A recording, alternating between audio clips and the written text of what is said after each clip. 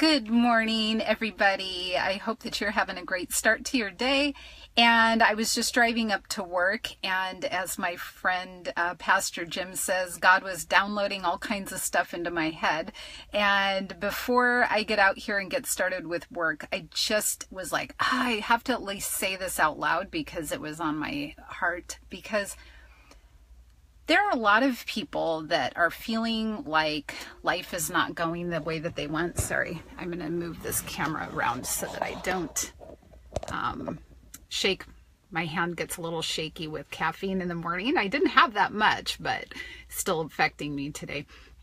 So anyway, I feel like a lot of people have various issues going on in their life and you don't know where to start, or it's overwhelming. And I wanted to share a story with you. And in some ways I see it as kind of part of the reason that our lives spin out of control, how our nation has spun out of control. And maybe you can relate in some way to it. Now, when I tell you this story, it is not to pat myself on my back, because I've made plenty of my own mistakes. I have plenty of regrets, and I only can learn from what I've done in the past, or how I have seen God's hand work in my life through things that I've done and made mistakes. But this is an area where I just think this example is pretty good. So back when my daughter was in preschool, we went to SeaWorld with the preschool, and my son was in a stroller. My daughter was probably 3 at the time.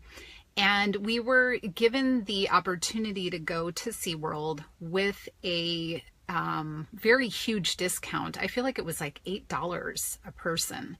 But part of the deal was that we got there at, 8 or 9 in the morning, probably 9 o'clock, but you had to leave by 1. And that was what they said, because I think they were trying to keep the park from being too crowded. And for that special deal, you needed to leave by 1.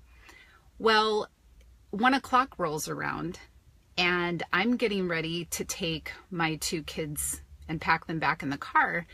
And the other parents were taking their kids' preschool t-shirts off, because it named the preschool, and throwing a regular t-shirt on them and laughing about how they were going to get by with continuing to stay at the park as long as they wanted, because SeaWorld wasn't escorting anybody out. So it was really on you to follow the rule that they set up. And I was so saddened by that, because I thought, I'm pretty sure these parents next week, next year, when their kid is a teenager, they're not going to want their child to deceive them. They're not going to want to know that their child is going around trying to get by with things that are not following the rules. But because in that moment in time, it was allowing them to stay longer for not an extra cost, and because nobody was watching or going to enforce that rule, they were willing to water down integrity and do what worked for them at the moment. And I know a lot of people will say, oh, what's the big deal? I mean, same thing as like when you go to the movies, and if your kid is 12 and they only get the child ticket up until they're age 11, and you tell the kid, just tell them that you're 11. I have always had a problem with that kind of thing, because you're trying to teach your children to be respectable, to have integrity, and to tell the truth. And then you do something like that, and what kind of message is that sending? And so I'm going to talk about, and I see this in 2 different ways. In the Bible, it talks about reaping what you sow. And another way that I look at it, because I really feel like God gave me the name On Fire, is what fuel are you putting on what fire in your life? Okay, so it's the same kind of concept. Little by little, you're adding fuel to a fire. What fire are you putting that fuel on? Little by little, you're planting seeds. What kind of harvest do you want to reap?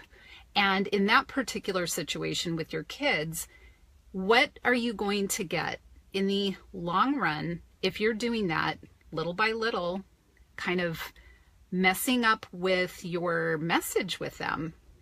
Same thing in our own lives. Are we following what we know is the right thing to do? Or are we making a compromise in the moment because we're selfish? And I know I've done it myself, and I'm not trying to say, oh, I'm holier than thou. That is for sure.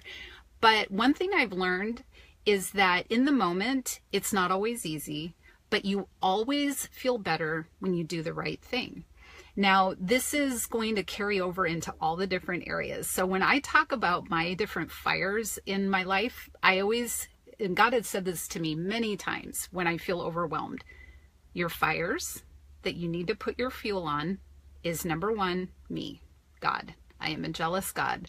And so for me, putting fuel on that fire every day is what helps me reap what I've sown. It helps build that fire. Doesn't mean you have to be studying the Bible all day or something, but learning to devote some time praying, things like that, it will produce a better harvest. So I will always say for me, and I do recommend it for everybody, if you don't know where to start, that's where I would start.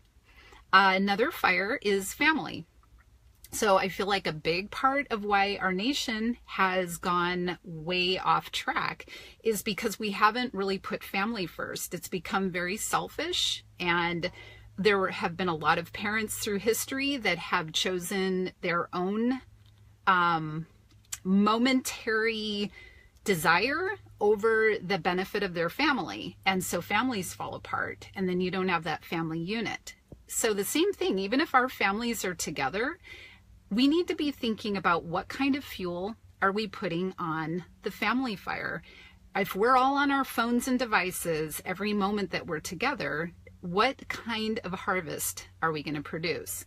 What kind of fire are we going to see burning? And so it takes little bits every day, but it's making a choice in that moment. Wait a second. What kind of seeds am I sowing? What kind of fuel am I putting on what fire? And so sometimes it's a little hard, but it is always, always, always going to benefit you in the long run. Let's go into another fire. For me, it's my business on Fire Fit.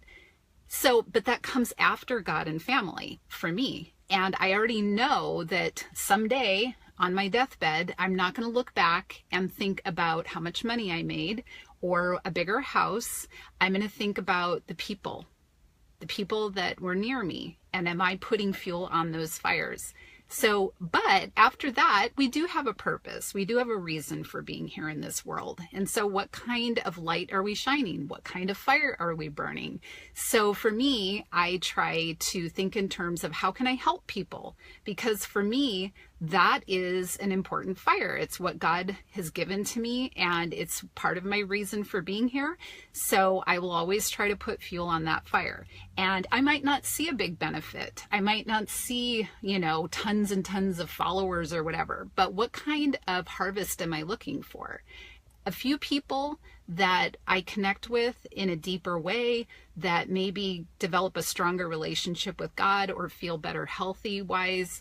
That to me is worthwhile, planting the seeds now, pouring the fuel on the fire now for what will be reaped down the road.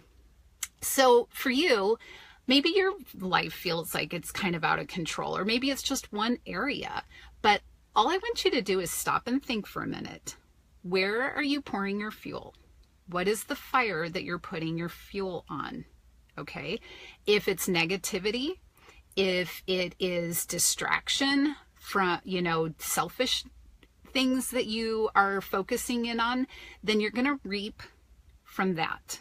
So all you have to do for today, to start today, is think about where you're putting your fuel and make one tiny adjustment. Okay. So let's just go to like food Okay, sometimes that feels overwhelming. People are like, oh my goodness, like I'm such an emotional wreck. I'm not sleeping right. I'm working so hard. I don't even know where to start. If you just pour some fuel on a healthy fire in the area of food, you will start to see some benefit, and then that will trigger you. So let's just start with water. Fill up your water bottles for the day, try to get through those water bottles, and that's it. And that is pouring fuel on the right fire. That is planting seeds that will produce a harvest. Okay, so I would start with something like that. What about fitness? People are like, oh, I don't have time to go to the gym. I don't have time. I challenge you to pour some fuel on a fire that will produce health. So if that means that you only get to walk for 10 minutes during lunch, and I know you want to work through lunch and you feel like you're being productive by working through lunch, but I promise you 10 minutes of walking during your lunch hour or doing push-ups on the desk is not going to be a waste of time. And if anything, will make you more productive. And use that 10 minutes to pray. That would be even more beneficial, because the neat thing is God can take our little bits of time that we have, even if we are crazy, crazy busy, he can take those moments and he can make us more productive. So I totally believe that all you need to do is start with one small area. Think about integrity. Think about where you're putting your fuel on your fire. What are you sowing? What seeds are you planting? Because down the road, you will reap a harvest from that. And it doesn't mean that when farmers go out and plant, they don't expect to see everything grow that day. We have become a nation, a people, a society of instant gratification. So if we don't see something growing the very same day we planted it, then we just don't water it anymore. And then we're surprised that nothing grew. And it's like, we understand it from a picture of, farming, but we don't get it in our own lives. And we need to start to get that, because that is the whole way that your life gets transformed. So I hope that means something to you. I am going to run on into work now. Like I said, God downloads stuff on my way. I'm like praying for all these people, and then, okay, God, just let me hear what you're having to say. And then before I know it, I'm all the way up at work an hour later and going, oh, I didn't even turn on my radio. I just am listening to God and praying and stuff. So it's pretty cool. But I hope you have a blessed day. Please let me know if I can pray for anything for you.